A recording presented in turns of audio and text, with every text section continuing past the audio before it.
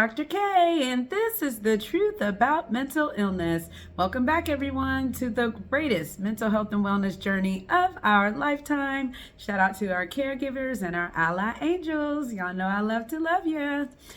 Real quick, if you all hear a little breeze blowing, that's because a sister stays cold and there's literally a heater like right next to me blowing on me, but I did a test, so I know you can hear me, so we're not worried about that. I just want to give you a little caveat there for some background noise. But I like to do a level set, every once in a while, just to kind of remind us about what this space is for, especially for this time of year.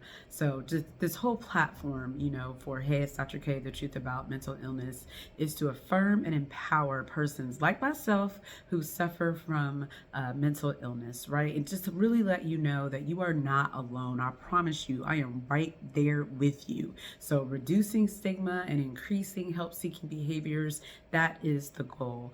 The goal in this space also is for people who may not be diagnosed with a mental illness, but you really just want to learn more. You want to elevate your knowledge about this space and what it feels like for people to live with mental illness or brain disorders, as I call them. So this space is for you too. So really this space is open for everyone, and just want to give us a quick reminder about that. And now I want to do a quick level set about mental health as it relates to, this holiday season, because I really get a lot of people saying to me this time of year, especially, Dr. K, I don't have mental health.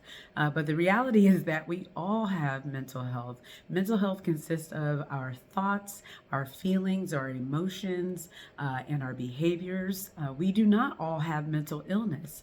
Mental illness comes into play and it does consist of those three things, but it also impacts our ability to live, to laugh, and to love. And so this time of year, we got sandwiched in between all of that, what we have sometimes heard of what's called the holiday blues.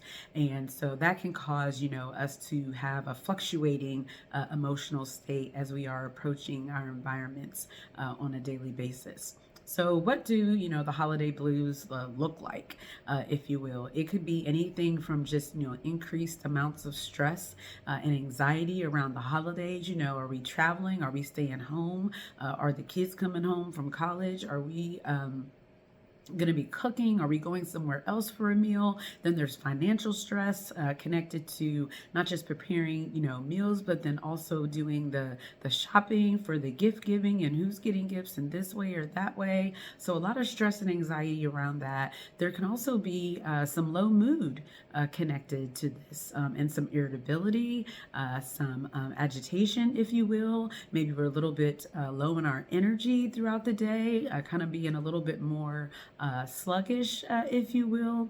And so all of these things, can impact how we feel on a regular basis, regardless of whether or not we have, a mental illness. Loneliness is also something really important to call out this time of year. Not everyone has somewhere to go, a family to be with, a friend group to hang out with during the holidays. And so loneliness is really key and a real standout concern for many this time of year. So is grief and loss. Grief and loss of pretty much anything, a relationship, if you will, as well as the loss of life. This may be a family or a friend or you. This could be your first year without so-and-so, right? Without your mom, your dad, your sibling, a friend, a neighbor, someone that you really love and had dear respect for in that regard. So that can make the holidays really challenging, and that could cause our mood to fluctuate.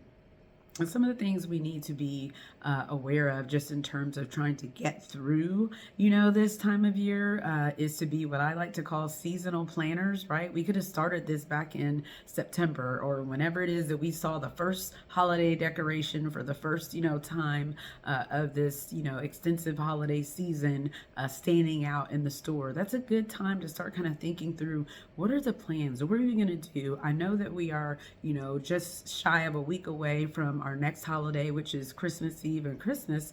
So, what exactly are your plans? Start thinking through that now. Life is unpredictable. However, if you've got a plan, it could help you pivot better when that unpredictability, kind of rises up and actually happens. Something else we can consider and then actually do is self-care. Now, self-care only works if you actually do it, folks, okay? So take care of yourself. Find an activity that you can engage in this holiday season that, something that's just for you, something that you find peace, you find joy, you find calm in, and engage in that. And I really encourage people to engage in something self-care wise that is completely independent of anyone else, meaning that you do not have to engage another person in order for you to do that self-care activity.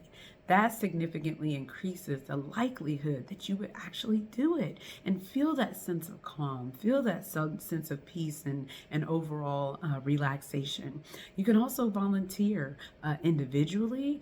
You can volunteer with friends. You can volunteer with family. You can volunteer with your faith community. These are all things that can be done to help elevate and support your overall mental health and well-being. You can even decide to not just give of your resources and give of your time, but go shopping for another family and help to lift or ease some of their financial burden this holiday season. So all these things are things that I just wanted to call out briefly as we are kind of really in the thick of things right now. Basically, I mean, look, we're already ready for, several upcoming holidays as we get toward the end of this year. And so I just didn't want to unintentionally miss out on an opportunity to support all of our overall mental health and well-being. So I don't know what's coming next. I'll have to see, but stay tuned and I'll be here until then, unto the nations.